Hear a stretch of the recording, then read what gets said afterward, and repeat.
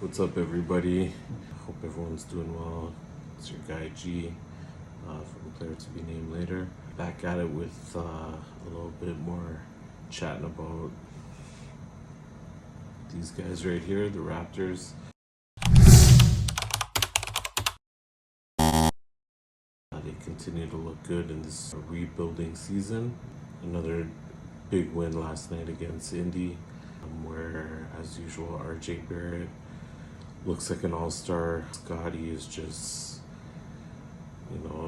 10 games back, and he's just rounding into form, starting to look like a 6'8" point guard. This is going to get good really quick, guys. So I like what I'm seeing. I wanted to just point out a couple of things that, talking points that are kind of still out there. Just wanted to shout out an article I read from On the Score from Joe Cachicaro. Had a great article about what this season really means and the dignified tank that the Raptors are kind of going through, which might not even be that really soon if they keep this up. I'll put up a link in the video. You should check it out, read it. He really breaks it down, and I love all the points in the article. Agree with it because it really comes from a point of view of how this team is performing and not promoting losing, promoting more development. And if the losses come, which they will, I'm not saying this team's like a 60-win team yet, or but they could certainly win 40 to 45 games, and who knows, it could be more. Check out that article. Like I said, talks about a lot of great points about the development of the team, from RJ to Grady to Scotty, and what they can expect moving forward as they get healthy and go on with the season. Like I said yesterday, I really liked what I saw. This was the Indiana Pacers, man. They went to the conference finals last year. They had their full squad. The previous game, you could say something. Miles Turner wasn't playing. Andrew Nembhard wasn't playing, but they were both back yesterday. And the Raptors are still not 100% healthy, and they took it to them. Like Scotty Barnes and RJ, whether it's Scotty and RJ, Scotty and Grady and RJ. That's the exciting thing about this team, is that we've only seen those kind of combos. They haven't been healthy. When they get to Scotty, RJ, Grady, IQ, with Yak doing his thing, it's going to take time. They're going to have their bumps in the road. They're going to for sure look bad some nights. That chemistry has to develop, just like the chemistry is developing now. It's, kind of a drawback, but in a positive sense, that talent, that foundation is already there. No one can say anything about the job Masai's done in just 1 year. The Toronto media was all over this team about how they're going to look for the next 5 years, and the job Masai's done, and he took too long to trade guys, and once again he's done it. And I'm not saying that they're at the title winning team yet, but if you've been watching the Raptors long enough and pay attention to the Raptors and how they were built, how the last title team was built, this looks familiar. Bench mob, depth, all-stars. Like Scotty and RJ are already at levels that Kyle and DeMar were at after maybe 3-4 years. So if they continue on this pace, I'm saying. So I know it's only been like 10-15 games. I'm kind of jumping the gun here, but it's exciting. And I think based on the signs last year of how RJ played when he came over from the Knicks, you could tell he was a totally different player, and this is going on almost a full year of games now, because he showed right away once he got into Darko's system that something unlocked. That free play is there, and combined with Scotty, this is going to be a dangerous thing. Grady's been out a few games. We've seen his development, so that's another thing I want to touch on. I think Darko's doing such a great job with this team. It's a true sign of what kind of coach you are based on the development of your players. And, to me, I'll be the first one to say too, when they hired Darko, It's not that I didn't agree with it, but it was more like, obviously I had to be convinced because I didn't know much about him. Personally, I would have loved Kenny Atkinson or Jordy Fernandez, but Darko's been a great hire, even though last year went the way it did. That wasn't his fault. He almost had to deal with 3 different teams. But you see the development of RJ, Grady, Scotty, IQ, you can't really say because of the injuries. Ochai, like, we're not even talking about Ochai.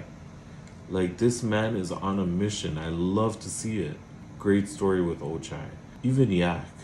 Yak, even from the start of last season to how he played and now how he looks this season, I mean, Darko is really proving to be a really good hire. So shout out to Darko, his staff, what they're doing with that team. I just love it. So in that end, I kind of wanted to get to an article from Michael Grange that he wrote, Sportsnet. It's so like, what's wrong with the Toronto media? They love to do stuff like this, where, for a couple of years I had to hear, read from Michael Grange what, Scotty wasn't going to be, that they probably need to really draft someone else to kind of take the reins from him. Could he fulfill that potential? And now Scotty's starting to show that consistently, what he can do. Now you could see more, just in the last 10 games, the maturity on the floor. He doesn't react as much. The reactions are still there. He still has a few, but much less than his first 3-4 seasons in the league. So Grange, honestly, with this article about his emergence and how that now might affect the Raptors moving forward, because they wanted to kind of tank this year, and like, I don't understand why Toronto media does this. And knowing what this fan base is about, knowing that a fraction of the fan base, how they react when they see and read articles like this, because it just filters throughout such a negative aspect of the fan base, and then that affects the players. Like, that's what these guys read. They read the stuff that not necessarily from you guys. They find out it's from the Michael Granges and Josh Lewenbergs and Raptors of the world, who just want to be negative. They find out about you guys later. It's from the fans. They read what the fans are saying on Twitter, on Instagram, on TikTok. And why do you guys write stuff like this? Like, now he's emerging as an all-star and pulling this team out of what's been a rough couple of seasons. He's really pulling them out, and not just him, it's RJ too. The emergence of RJ, that's 2 burgeoning all-stars that you have on your team. And now you want to talk about, they need to tank once more and get into the draft. Why? They have assets to trade that can put them over the top, or at least bring a team together that can now move forward and develop, like what OKC is doing right now. So instead of tanking, instead of promoting losing, look what it does to teams like Philly. Detroit is starting to pull out of it. Thankfully, I'm glad they switched it up and look a little decent this year. But look how long it took them. I don't want a Philly on my hands. Like, this is crazy. So I just think those point of views where you start to look at Scotty's development as a negative, just because you want to draft Cooper Flag. Like, we still don't know what Cooper Flag is going to be in the league. This has happened countless times with number 1 draft picks. Like, right now, RJ's draft, Zion and Ja went before him. Zion is once again hurt, as we all know he would be. And now Ja Morant came out today saying that he's not dunking anymore. So suddenly, who looks like the best player in that draft? Or at least one of the best players. In fact, let's look at the draft just to make sure I'm not missing any crazy all-stars from that draft. I don't want anyone coming for me telling me I'm stupid for missing who was in that draft because off the top of my head, I can't even remember. Okay.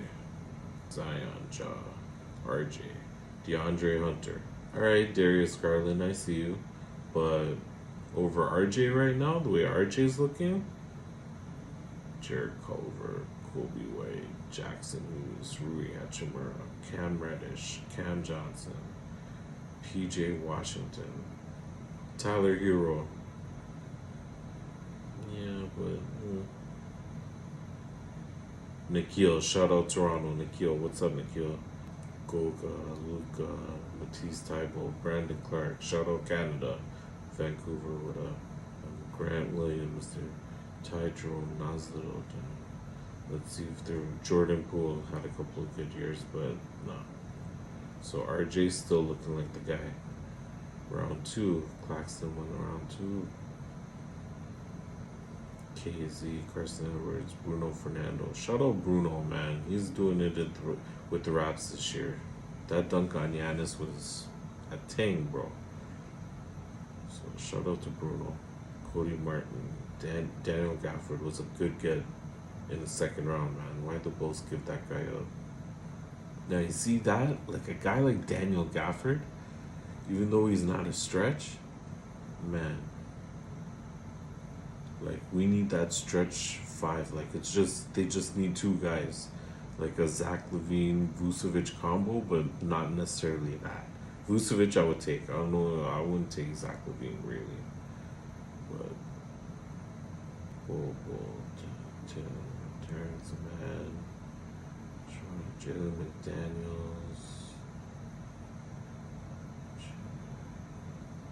Yeah, okay, so right now RJ's looking like the guy in that draft. And the Raptors have him. With Scotty. Bill Simmons, what up? You still think Jalen Suggs is better than Scotty? Bro, just retire. Bill Simmons, retire, man. Talk about Jalen Suggs is better than Scotty Barnes. So yeah, that's my problem with this media. These whole media takes. Like, no, Scotty's emergence. Yo, Scotty, listen, bro. Keep doing what you're doing. Don't listen to the Michael Granges of the world. Just keep flooring it. When IQ gets healthy, when Masai figures out what to do with the trade assets and the draft capital that he has to bring you guys 1, maybe 2 more guys, then it's on from there. Trust me, the majority of the Toronto Raptors fan base, they realize it. I've seen a lot of positive stuff online. I'm glad I'm starting to see and read different parts of the fan base that really see what I'm seeing. And, there's still a long way to go. Like, that title team had to do it over a span of 5-6 seasons with a lot of heartbreak in the playoffs. And this team has a lot to learn. They have to get to the playoffs. But you can see the foundation is there. The talent is there. This coaching staff, sorry, but Nick Nurse could not have done what this coaching staff has done with this team. Just know. You see what's going on in Philly. What up, Philly? So, Raptors, keep doing what you're doing. Toronto media, fix up. You guys really need to put some respect on this team. I don't care what their record is. It's 7-15, but everyone knows what their schedule is like, who they played to start the season. Like, their schedule is why they're 7-15, and the injuries. Like, think of how good they're playing right now, and if they were healthy all season, what it would look like. So, Raptors, keep going, baby.